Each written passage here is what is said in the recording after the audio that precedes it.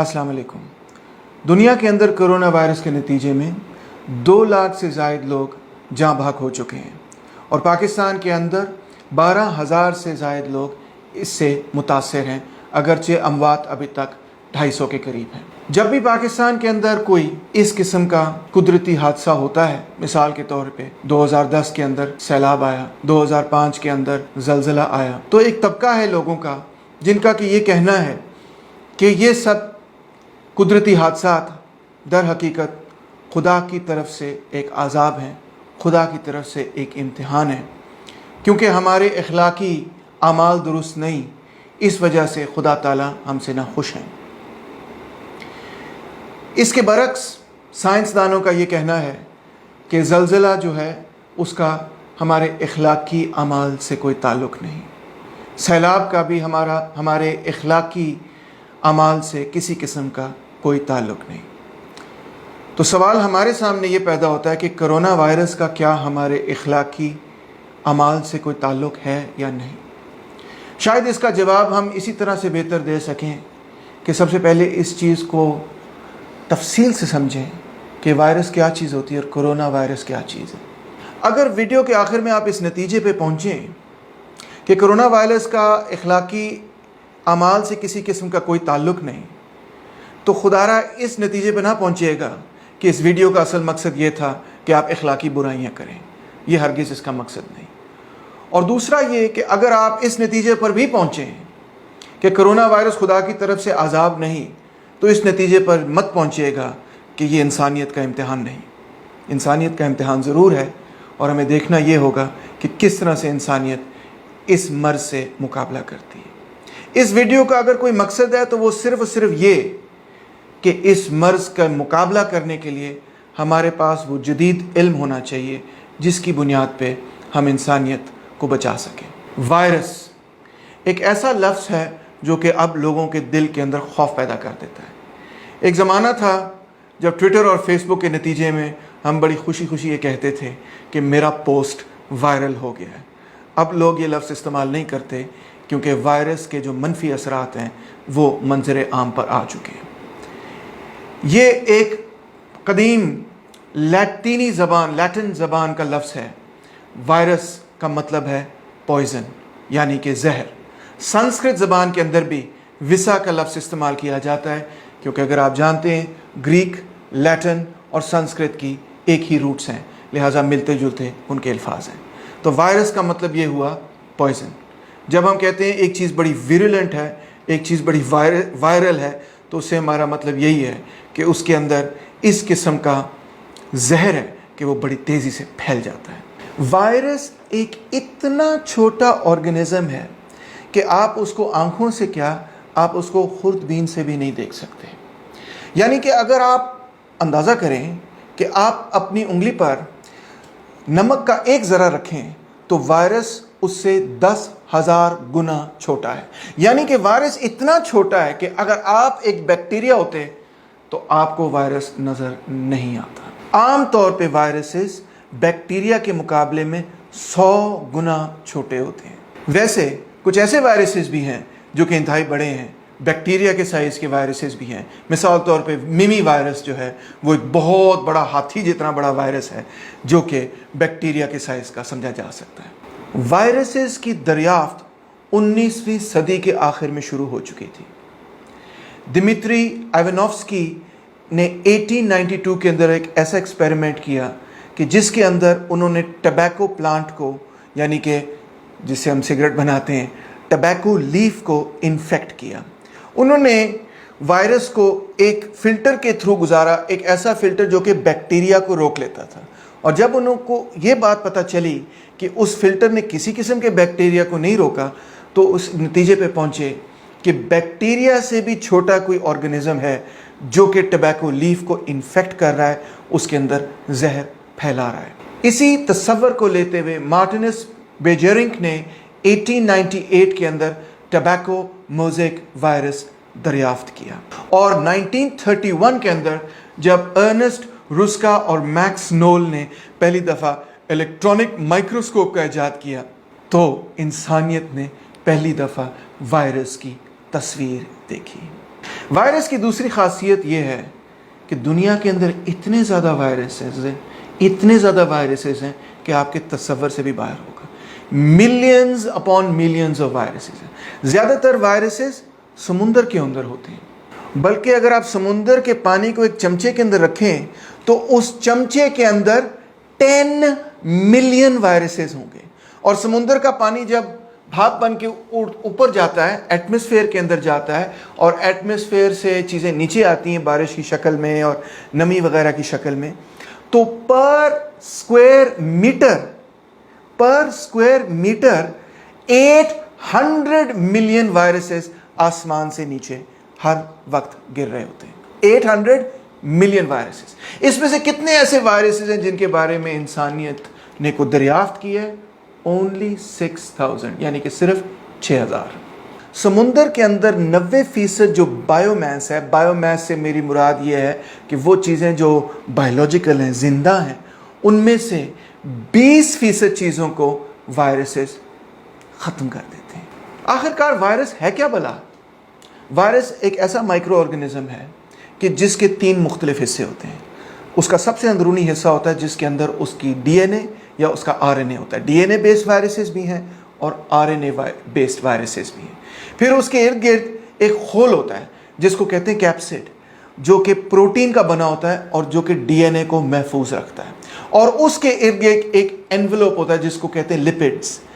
اور یہ کبھی کبھار کچھ وائرسز میں ہوتا ہے اور کچھ وائرسز میں نہیں ہوتا، مگر بہرحال عام طور پہ وائرس ان 3 حصوں کی بنیاد پر قائم ہوتا ہے. وائرسز کہاں سے پیدا ہوئے ہیں اس کے بارے میں سائنسدان ابھی بھی تحقیق کر رہے ہیں.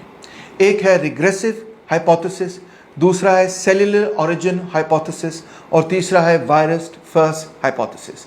ریگریسو ہائپوتھیسس یہ ہے کہ جو قدرتی سیلز ہیں انسانوں کے اندر اور جانوروں کے اندر جو پائے جاتے ہیں وہ ریگریس کر کے یعنی چھوٹے ہو کے وائرسز بن گئے. دوسرا ہائپوتھیسس یہ ہے کہ یہ جو انسانی سیلز ہیں اس کے اندر سے کچھ حصہ ڈی این اے اور آر این اے کا بھاگ گیا ہے، اسکیپ کر گیا ہے، اور وہ وائرس بن گئے. اور تیسرا ہائپوتھیسس یہ ہے کہ سیلز کے ساتھ ساتھ ہی وائرسز پیدا ہوئے پروٹین سے اور نیوکلیک ایسڈ سے، اور یہ کہ وہ اکٹھے ایک دوسرے کے ساتھ سفر ہمیشہ کرتے رہے اور ہمیشہ کرتے رہیں گے. کیا وائرسز ایک زندہ چیز ہے؟ سائنسدانوں کا یہ کہنا ہے کہ وائرسز اتنے چھوٹے ہوتے ہیں کہ ان کو نہ زندہ کہا جا سکتا ہے اور نہ مردہ کہا جا سکتا ہے.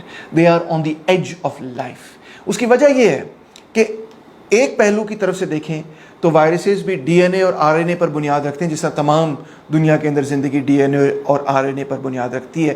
مگر دوسرا پہلو ان کا یہ ہے کہ تمام جو باقی زندگی ہے وہ اپنے آپ کو ریپروڈیوس کر سکتی ہے، وائرسز اپنے آپ کو ریپروڈیوس نہیں کر سکتے.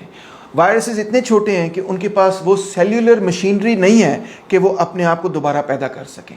اسی لیے وائرسز کو ضرورت پڑتی ہے کہ وہ کسی کو چمڑ جائیں، کسی دوسری زندگی کو چمڑیں، اور جب وہ کسی دوسری زندگی کو چمڑتے ہیں تب وہ اپنے آپ کو صرف اور صرف ریپروڈیوس کر سکتے ہیں، ادروائز وہ اپنے آپ کو دوبارہ پیدا نہیں کر سکتے. آپ کے سیلز کے اندر ہر وقت 2 پروسیسز جاری ہوتے ہیں. ایک یہ کہ ڈی این اے جو ہے آر این اے کے اندر تبدیل ہوتا ہے جس کو ہم کہتے ہیں ٹرانسکرپشن، اور دوسرا یہ کہ آر این اے پروٹین کے اندر تبدیل ہوتے ہیں جس کو ہم کہتے ہیں ٹرانسلیشن. یہ 2 پروسیسز وائرسز اپنے آپ پرفارم نہیں کر سکتے، اسی لیے ان کی ضرورت ہے کہ وہ کسی سیل کے ساتھ جا کے چمڑیں جس کے اندر یہ پروسیس کرنا یا ہونا ممکن ہو. وائرسز کس طرح پھیلتے ہیں؟ وائرسز کے پھیلنے کے 4 مختلف طریقے ہیں. پہلا طریقہ یہ ہے کہ وہ انسیکٹس کے ذریعے پھیلتے ہیں. جب انسیکٹ کے اندر وائرس آ جائے تو انسیکٹ آپ کو کاٹے، اس کا جو سلائیوا ہے یعنی اس کی جو تھوک ہے وہ آپ کے خون کے اندر چلی جائے، یا اس کا کوئی بھی اور حصہ وائرس آپ کے جسم کے اندر چلا جائے تو آپ کے جسم کے اندر وائرس پھیلنا شروع ہو جائے گا. جس طرح ڈینگی فیور جو ہے وہ مچھروں سے اسی طرح پھیلتا ہے، یلو فیور بھی اسی طرح پھیلتا ہے، اور بھی بہت سارے انسیکٹس ہیں جو کہ مختلف اور وائرسز لوگوں کے اندر پھیلا دیتے ہیں. دوسرا طریقہ ہے کھانسنے اور چھینکنے سے. جب آپ کھانستے ہیں یا جب آپ چھینکتے ہیں تو 20,000 چھوٹے ذرات جو ہیں وہ ہوا کے اندر آپ چھوڑ دیتے ہیں، اور اگر کوئی اس کو اس وقت سونگھ لے یا اس کو بریدھ ان کر لے، سانس لے لے، ان ڈراپلیٹس کو اپنے اندر لے لے تو پھر اس انسان کو بھی وائرس ہو جائے گا. تیسرا طریقہ وائرسز کا یہ ہے جس کو ہم فیکل اورل روٹ کہتے ہیں. فیکل اورل روٹ یہ ہوتی ہے کہ اگر کھانے کے اندر یا پانی کے اندر وہ حصہ انسان کا جو کہ ہم اپنے بدن سے نکال دیتے ہیں کھانے پینے کے بعد، وہ اگر کسی نہ کسی حوالے سے ہمارے کھانے یا ہمارے پینے کے اندر چلا جائے تو اس کے نتیجے میں اس کے اندر جو وائرس ہے اس کے نتیجے میں وہ وائرس دوبارہ ہمارے منہ کے اندر جا کے ہمارے جسم کے اندر جا سکتا ہے. اور آخری طریقہ وائرس کا یہ ہے کہ وہ سیکشول کانٹیکٹ یا بلڈ ٹرانسفیوژن سے بھی پیدا ہو سکتا ہے. یعنی کہ جب ہمارے جنسی تعلقات ہوتے ہیں تو اس کے نتیجے کے اندر ایک شخص دوسرے شخص کو وائرس دے سکتا ہے، یا اگر ہمارے خون ایک دوسرے سے ایکسچینج ہو تو ایک شخص دوسرے شخص کو خون کے ایکسچینج سے بھی وائرس دے سکتا ہے. مثال کے طور پہ HIV وائرس جس کے نتیجے میں ایڈز ہو جاتا ہے وہ اسی طرح سے پھیلتا ہے. آپ شاید حیران ہوں گے یہ بات سن کے کہ ہر وائرس ہر اسپیشیز کو نہیں چمٹ سکتا. کچھ وائرسز ہیں جو صرف پودوں کے اندر رہتے ہیں، اور کچھ وائرسز ہیں جو مخصوص پودوں کے اندر رہتے ہیں. کچھ وائرسز ہیں جو جانوروں کے اندر رہتے ہیں اور صرف مخصوص جانوروں کے اندر رہتے ہیں. ایک ایسا بھی وائرس ہے جو صرف اور صرف امیبا میں رہتا ہے، جس کو میمی وائرس کہتے ہیں، بہت بڑا وائرس ہے، وہ امیبا سے باہر کہیں نہیں جا سکتا. تو اس طرح لاکھوں کروڑوں وائرسز ہیں، مگر ہر وائرس ایک اسپیشیز سے دوسری اسپیشیز چھلانگ نہیں مار سکتا. انفیکٹ ہر وائرس ایک ہوسٹ سے دوسرے ہوسٹ میں چھلانگ بھی نہیں مار سکتا. ان کی بہت ہی زیادہ ورائٹی ہے. اگر ایک وائرس بہت سارے مختلف سپیشیز کو اثر انداز کر سکتا ہے تو اس کو ہم کہتے ہیں کہ اس کی بڑی براڈ ہوسٹ رینج ہے. یعنی اس کی جو ہوسٹ رینج ہے وہ بہت وسیع ہے، وہ کئی قسم کے مختلف چیزوں کو چمٹ سکتا ہے. اور اگر وائرس جو ہے اس کی بہت نیرو یا چھوٹی ہوسٹ رینج ہے، اس کا مطلب یہ ہے کہ وہ کئی چیزوں کو، کئی مختلف جانوروں کو نہیں چمٹ سکتا. ایک اور دلچسپ پہلو یہ ہے کہ جس طرح آپ کا ایک لائف سائیکل ہے کہ آپ پیدا ہوتے ہیں، پھر آپ بڑے ہوتے ہیں، پھر بوڑھے ہوتے ہیں، پھر آپ کی وفات ہو جاتی ہے، اسی طرح وائرسز کا بھی ایک لائف سائیکل ہے جس میں 6 مختلف مراحل ہیں. پہلا مرحلہ ہے اٹیچمنٹ، جس کے اندر وائرس کی کوشش کرتا ہے کسی ہوسٹ کے ساتھ جا کے وہ چپک جائے. چپکنے کا اس کا طریقہ یہ ہوتا ہے کہ سیل کے آگے سیل کے ارد گرد جو ریسیپٹرز ہوتے ہیں ان کے ساتھ جا کے وہ جڑ جاتا ہے. ایک وائرس جو ہے وہ ایک سے زیادہ سیل کے ساتھ بھی جڑ سکتا ہے، اور ایک سے زیادہ وائرس ایک سیل کے ساتھ بھی جڑ سکتا ہے. دوسرا اس کا مرحلہ ہوتا ہے پینیٹریشن، کہ وہ وائرس کس طرح سے اب اس سیل کے اندر گھسے گا. کبھی تو وہ سیل کے ساتھ فیوز ہو جاتا ہے، کبھی وہ ایک کنال بنا کے تو سیل کے اندر گھس جاتا ہے، کبھی ایک طرح سے اور کبھی دوسرا سے. کئی اس کے طریقے ہیں، ڈفرینٹ وائرسز کے ڈفرینٹ طریقے ہیں کہ وہ کس طرح سیل کے اندر گھستا ہے. پھر اس کے بعد اس کی انکوٹنگ ہوتی ہے کہ اس کے جو ارد گرد جو پروٹیکٹیو لیئر ہے، انویلوپ، یا اس کے ارد گرد جو پروٹین ہے، وہ دونوں چیزیں نکلتی ہیں اور ڈی این اے اور یا آر این اے جس قسم کا وہ وائرس ہے وہ کھل کے سامنے آ جاتا ہے. جب وہ کھل کے سامنے آتا ہے تو اس کی ریپلیکیشن شروع ہوتی ہے. اب ہوسٹ سیل مجبور ہو جاتا ہے کہ جو ڈی این اے یا آر این اے وائرس لے کر آیا ہے اس D N A R N A کو وہ سیل ریپروڈیوس کرے، نہ کہ وہ اپنے ڈی این اے اور آر این اے کو ریپروڈیوس کرے، جس سے کہ ظاہری بات ہے سیل تباہ ہونا شروع ہو جاتا ہے. جو سیل نے کام کرنا ہے وہ سیل کام کر نہیں سکتا. اس سے اگلا مرحلہ ہوتا ہے اس کی اسمبلی، یعنی کس طرح سے وہ اکٹھا ہوتا ہے، اور آخر میں اس کی ریلیز، کہ وہ اس سیل سے پھر کس طرح باہر نکلتا ہے. وہ اس سیل کو پھاڑ کے باہر نکلتا ہے، توڑ کے باہر نکلتا ہے، یا تباہ ہو کے باہر نکلتا ہے. تو اس طرح ہم کہہ سکتے ہیں کہ وائرس جو ہے وہ ایک قسم کا پیراسائٹ ہے. وہ جس سیل کے اوپر چپک جاتا ہے اس سیل کو مجبور کر دیتا ہے کہ وہ وہی کام کرے جو وہ چاہتا ہے، اور پھر اس سیل کو تباہ و برباد کر کے نکل پڑتا ہے. اور یہی وجہ ہے کہ جہاں جہاں وہ وائرس چمٹ جائے، جن سیلز کو وہ چمٹ جائے، اگر آپ کی ریسپریٹری سسٹم کے اندر چمٹ جائے، آپ کے پھیپھڑوں کے اندر چمٹ جائے، تو پھر پھیپھڑوں کا جو اصل کام ہے وہ بالکل تباہ و برباد ہو جائے گا. ان ساری باتوں سے تو ظاہری بات ہے کہ وائرس انتہائی ڈرونی چیز ثابت ہوتی ہے. مگر دلچسپ بات یہ بھی ہے کہ وائرسز کا ایک بڑا اہم پہلو یہ بھی ہے کہ جو ایولیوشن آف لائف ہے اس کے اندر، اور اس کی نیچرل سلیکشن میں، اور اس میں جینیٹک ڈائیورسٹی جو پیدا ہوئی ہے، اس میں بھی وائرسز کا ایک کلیدی کردار ہے. انفیکٹ میں آپ کو بتاؤں، سب سے دلچسپ بات جو مجھے لگتی ہے وہ یہ ہے کہ آپ کا جو اور میرا اور انسانوں کا جو ڈی این اے ہے، اس کے اندر سائنسدان یہ کہتے ہیں کہ 8% ہمارا ڈی این اے وائرسز کے نتیجے میں بنا ہے. کیونکہ وائرسز اور مختلف ڈی این اے کو ہماری باڈیز کے اندر لے کر آتے ہیں، اور وہ پھر ڈی این اے، جو نیا ڈی این اے ہوتا ہے، وہ ہمارے ڈی این اے کا حصہ بن جاتا ہے. اور لہٰذا اس طرح ایولیوشن کے اندر وائرسز کا ڈی این اے ہمارے ڈی این اے کا حصہ بن جاتا ہے. کتنی دلچسپ قسم کی بات ہے. یعنی ہم بھی ایک قسم کا وائرس ہیں. بلکہ میں آپ کو دلچسپ ایک اور بات ہوں کہ کچھ سائنٹسٹ کی تو یہ بھی تھیوری ہے کہ زندگی جو ہے وہ شروع ہی تب ہوئی جب کہ ایک وائرس نے ایک بیکٹیریا کو اٹیک کیا، اور وہ آرگنزم کس طرح سروائیو کرتے کرتے بڑا بنا، اس سے انسان مارز وجود میں آیا.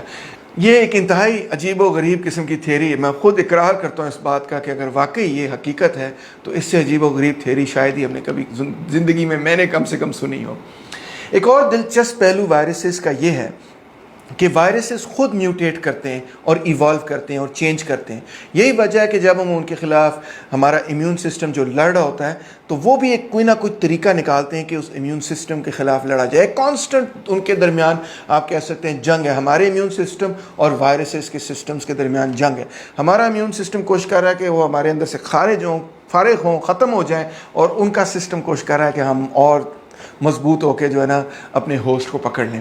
تو وائرسز کس طرح میوٹیٹ کرتے ہیں؟ وائرسز تب میوٹیٹ کرتے ہیں کہ جب ان کا ڈی این اے چینج ہوتا ہے. ڈی این اے ان کا صرف تبھی چینج ہو سکتا ہے کہ جب ایک وائرس جو ہے وہ 2 مختلف سیلز کو چمٹ جائے اور ان کی ریکمبینیشن کے نتیجے میں اس کا ڈی این اے جو ہے وہ ایک حصہ ڈی این اے کا دوسرے حصے ڈی این اے کے ساتھ جڑ کے ایک نیا ڈی این اے بنے. بڑی فیسینیٹنگ قسم کی بات ہے.